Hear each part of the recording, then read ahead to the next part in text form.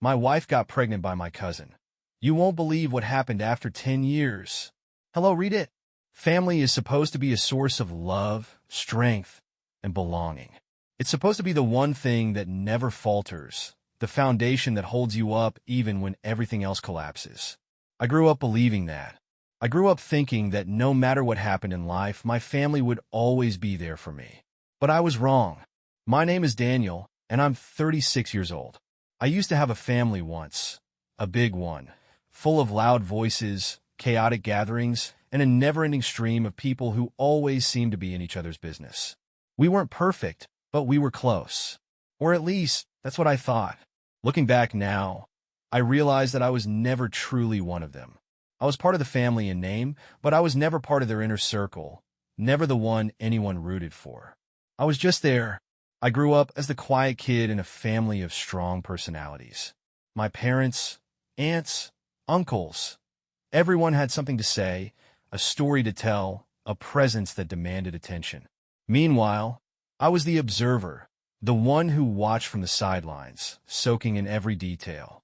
My older brother, James, was the golden child, the one who could do no wrong, who excelled in everything, who had the natural charisma that made people love him.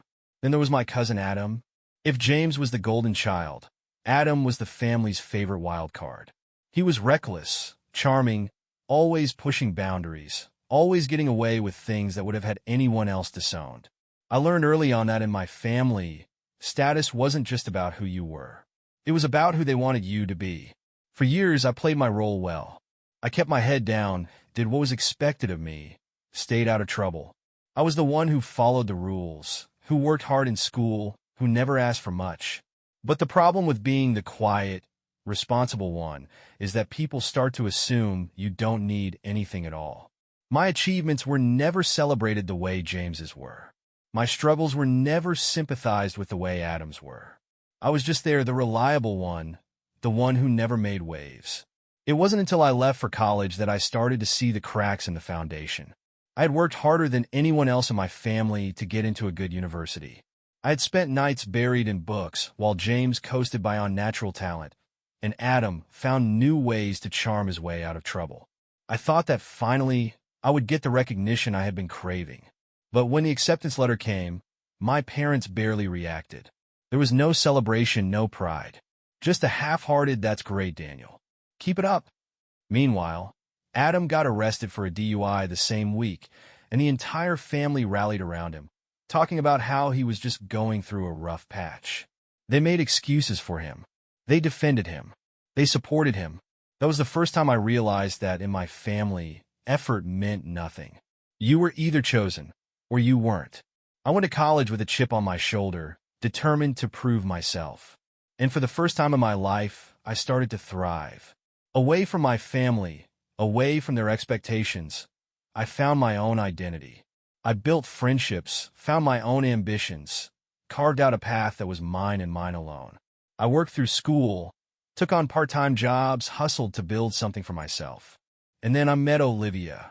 She was everything I wasn't, outgoing, confident, full of life. She had this way of making you feel like you were the only person in the world when she talked to you, like you mattered. I had never been anyone's first choice before. But with Olivia, I felt like I was. We fell fast, got married young. Maybe it was foolish, but at the time, it felt right.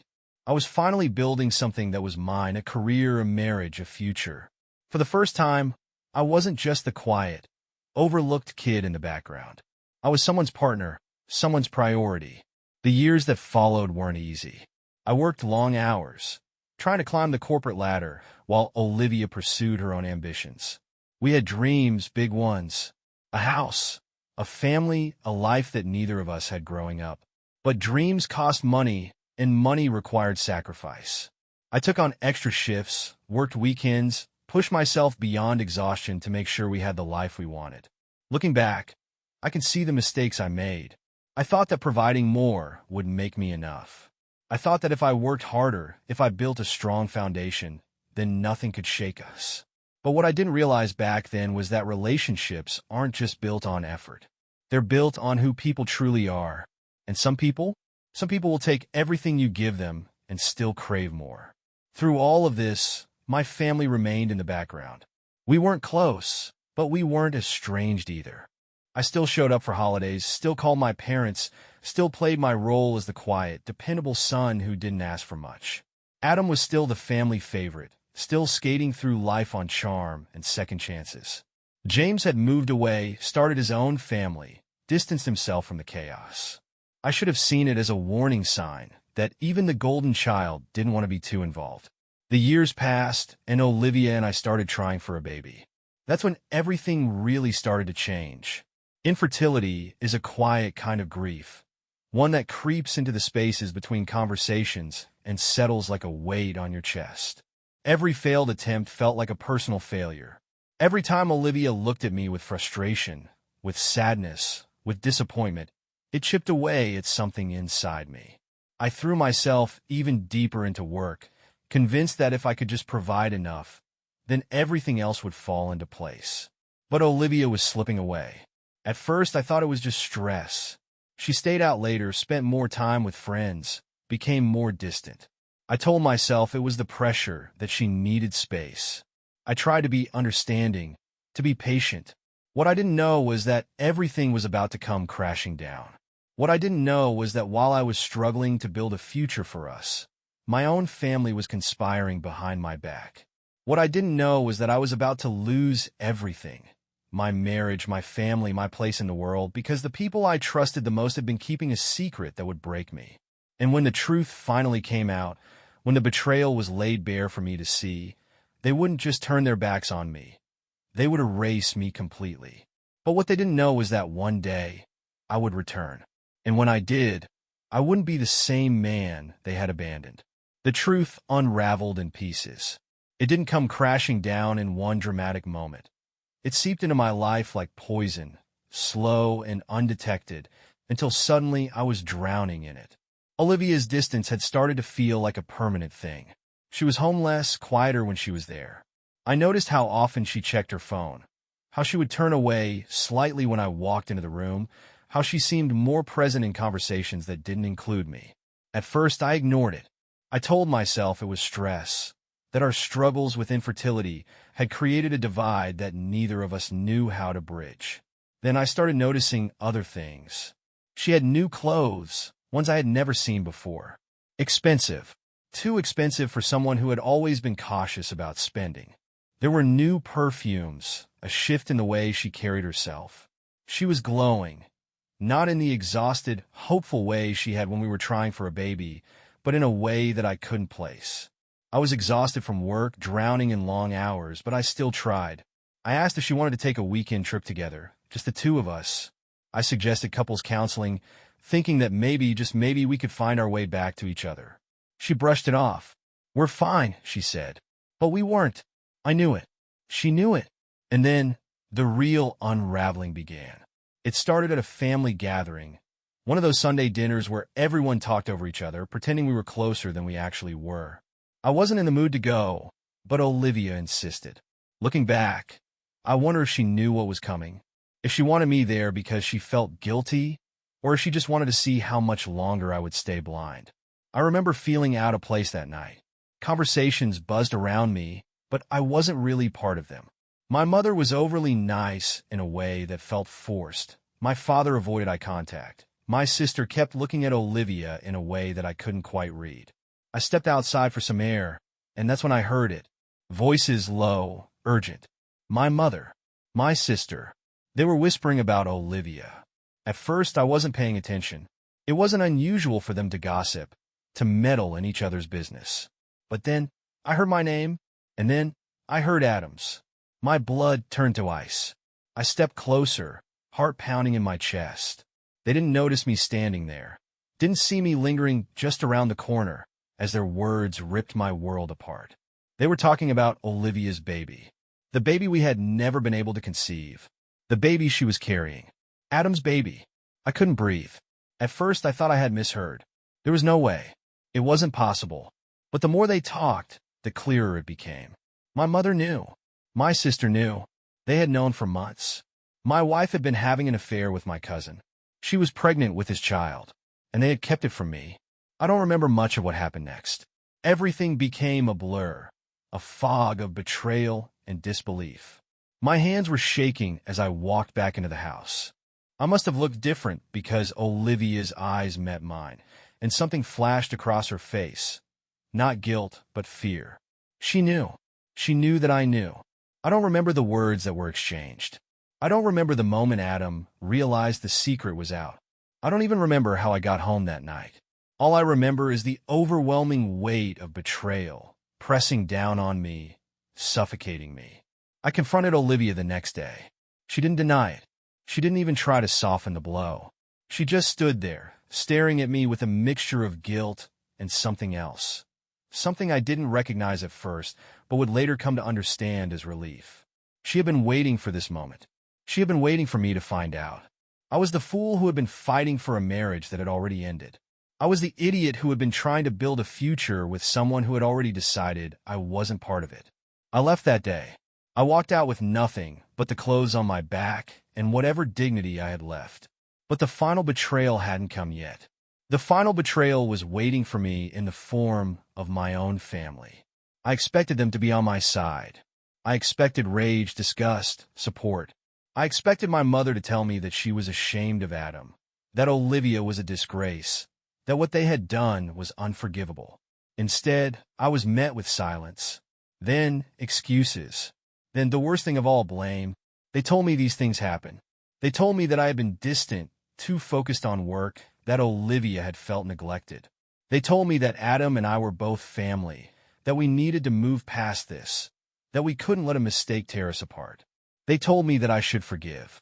And when I refused, when I told them I wanted nothing to do with Olivia or Adam, that I would never accept their child, they made their choice. They chose them. My mother told me I was being selfish. My father told me that blood was thicker than water. My sister said that it was time to move on, that holding on to anger wouldn't change anything. Adam didn't say a word. Olivia didn't apologize. I was the only one being told to let it go. I was the only one who had to act like none of it had happened.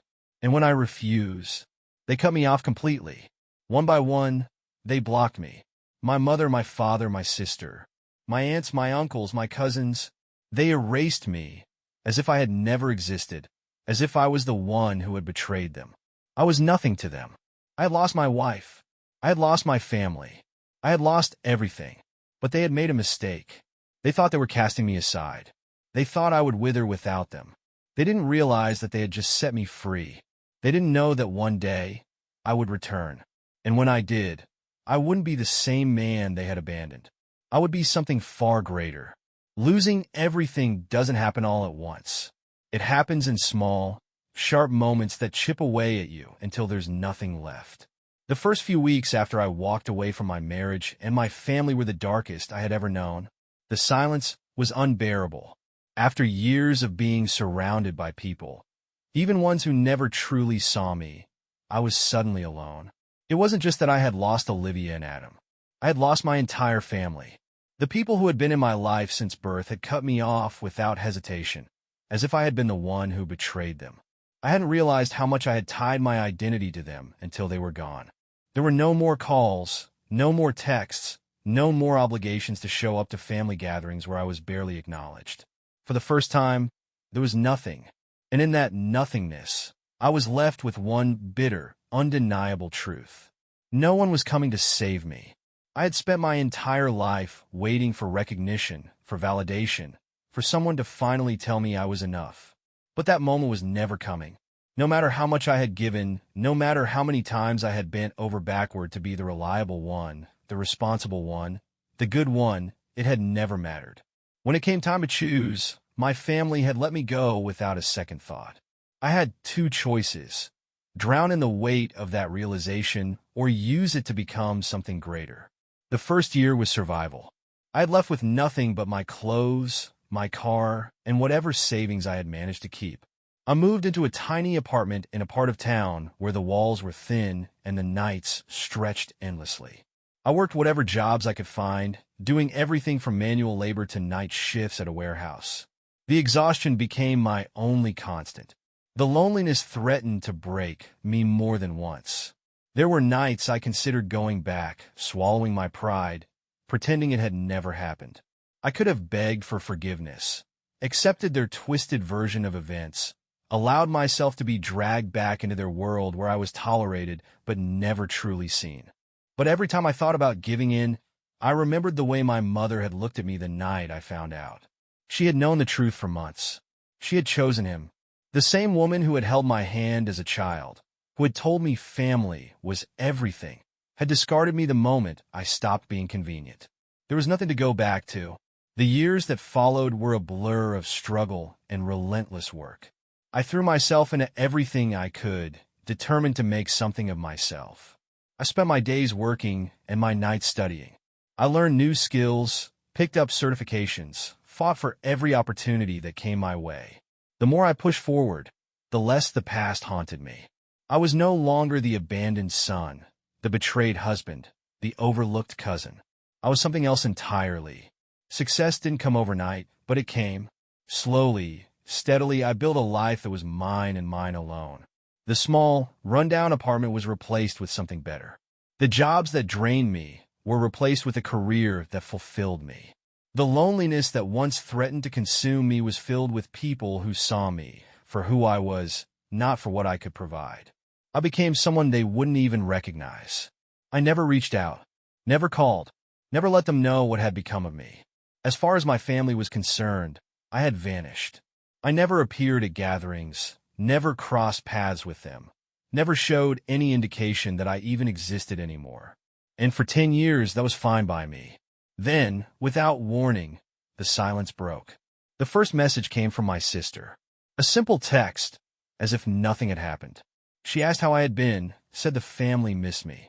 There was no mention of what had happened, no acknowledgement of the years of silence. Just a casual attempt to reopen a door that had been shut for a decade. Then came my mother. Her message was longer, more carefully worded. She told me she thought about me often, that she hoped I was doing well, that she missed having the family together. She never once admitted that she had turned her back on me. She never said she was sorry. And then the inevitable happened. Adam. After all these years, he reached out. The man who had shattered my life, who had taken everything from me, who had been rewarded while I had been cast aside, suddenly wanted to talk. His message was short, almost cautious. He said he hoped I was doing well, that he wanted to catch up. That was when I knew something was wrong. Curiosity gnawed at me, but I refused to respond. Instead, I did what I had done back when I first walked away. I looked deeper. It didn't take long to find out the truth. Adam's life had fallen apart. The same family that had once worshipped him had turned on him. His perfect little world had crumbled, and now he was the one left in the wreckage. His career had collapsed, his finances were in ruins, and the marriage that had started with betrayal had ended the same way. Olivia had left him for someone else. The woman he had destroyed my life for had done to him exactly what she had done to me. Karma, it seemed, had been patient. The deeper I looked, the more I realized just how much had changed. My family wasn't the same tight-knit unit they had once been. They had fractured over the years, old resentments bubbling to the surface. The people who had once cut me off without hesitation were now turning on each other. And now, after a decade of silence, they wanted me back. Not because they missed me, not because they had realized their mistake, but because I had succeeded without them. They had expected me to fail, to come crawling back, to beg for acceptance. Instead, I had built a life that was better than anything they had imagined for me. And now that their world was falling apart, now that the cousin they had chosen over me had lost everything, they were looking at me. They wanted me back in the family. They wanted forgiveness. They wanted help. But they had spent 10 years proving that I meant nothing to them. And now it was my turn to decide what they meant to me. For 10 years, my family had erased me. 10 years of silence, of pretending I didn't exist. And now, after all that time, they were suddenly reaching out like nothing had happened. They wanted to talk, to catch up, to reconnect. But I knew better. I had seen it before, the way my family operated, the way they twisted reality to suit their needs. They didn't reach out because they missed me. They didn't reach out because they regretted what they had done. They reached out because they needed something. Adam's life had fallen apart. His career was gone, his marriage to Olivia had crumbled, his finances were in ruins. The man they had once chosen over me had failed them, and now, as their golden boy lay in the wreckage of his own mistakes, they were searching for a replacement. They wanted me back because I had thrived without them. They wanted to rewrite the past, to smooth over the years of betrayal and pretend that things had never been as bad as they were.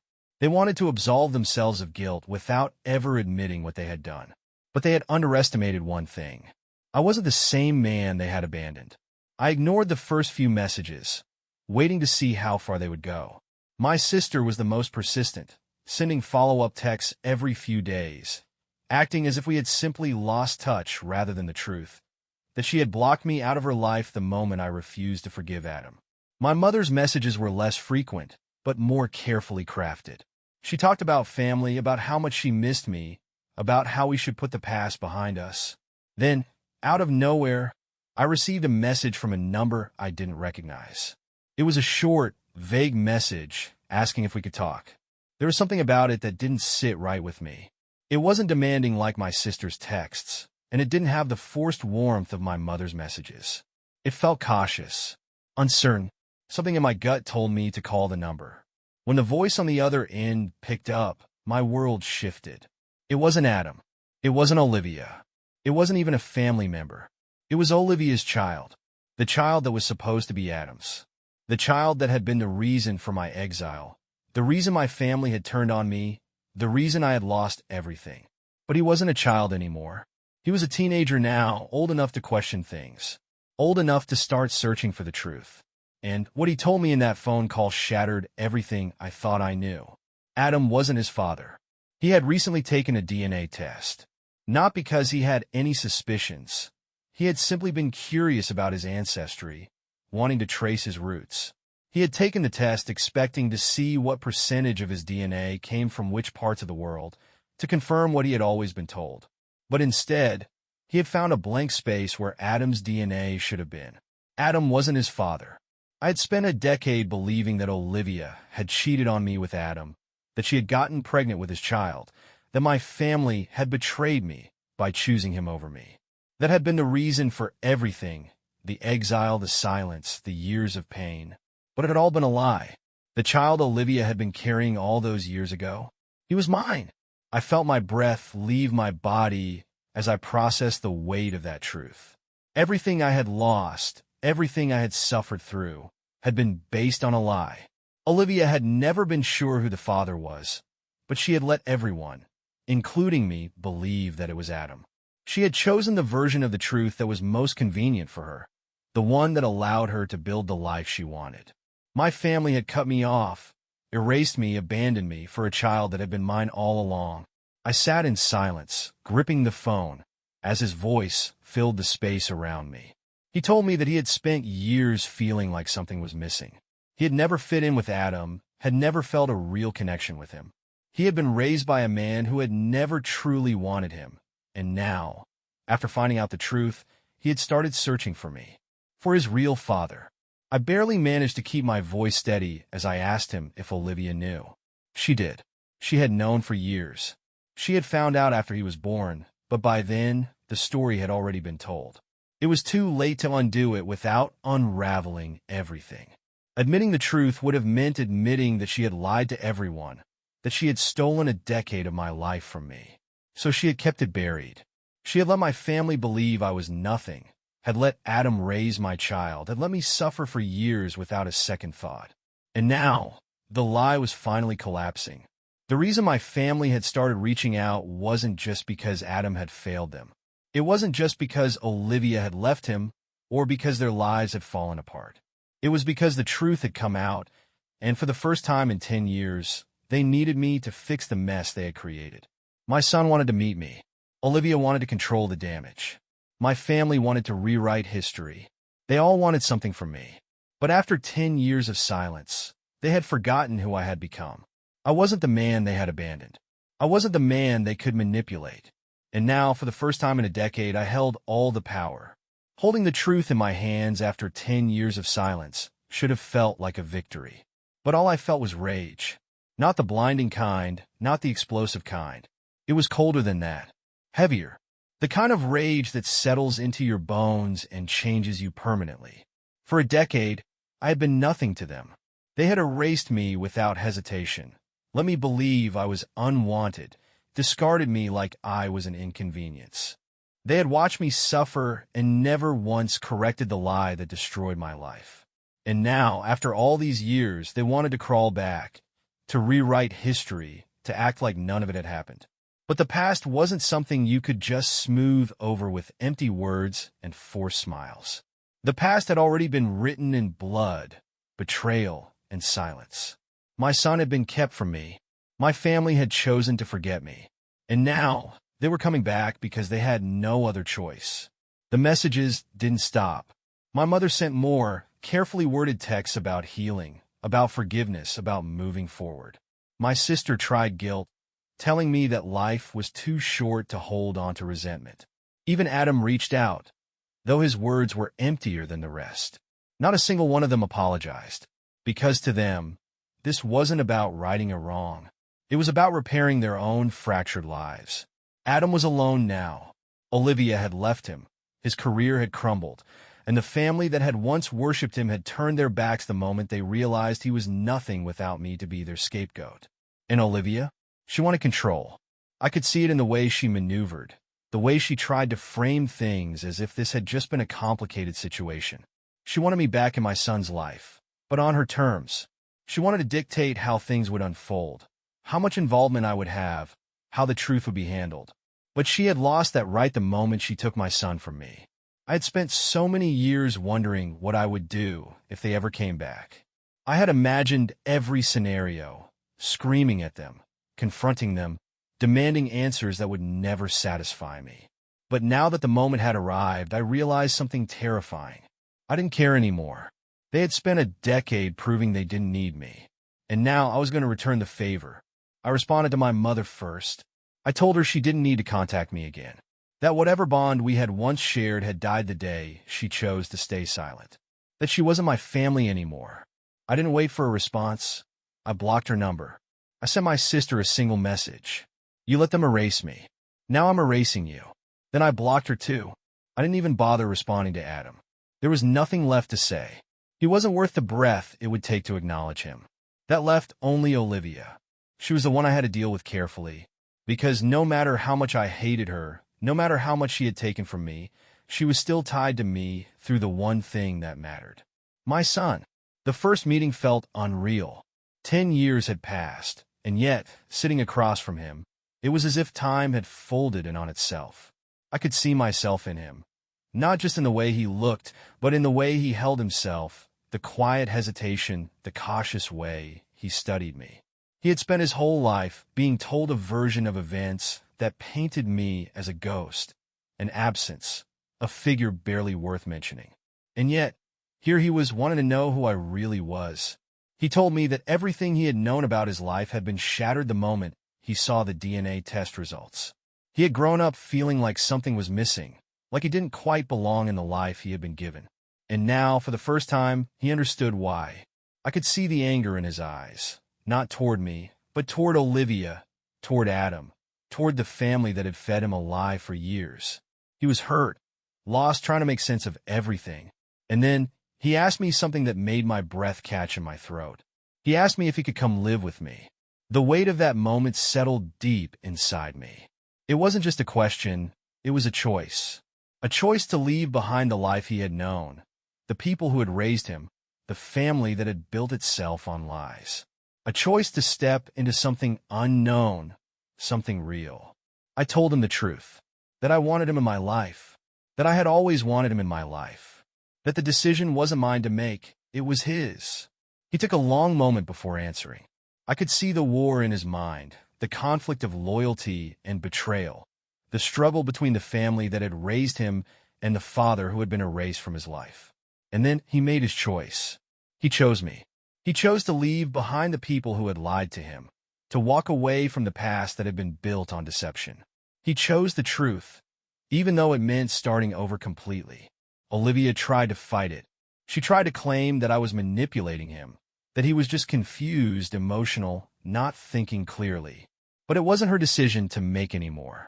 She had taken my son from me for 10 years, but she couldn't force him to stay. He packed his things and left. My son came home with me, and for the first time in my life, I wasn't alone. It wasn't perfect. The years of distance weren't something we could just erase overnight. There were things we had to learn about each other, wounds that needed time to heal. But he was here, and that was enough. As for the rest of them, they faded into the background. My mother, my sister, Adam, all of them tried for a while to reach out, but I never answered. I never responded. They had spent years making sure I was nothing to them. Now, I was returning the favor. Olivia tried to regain control, but the courts favored my son's wishes.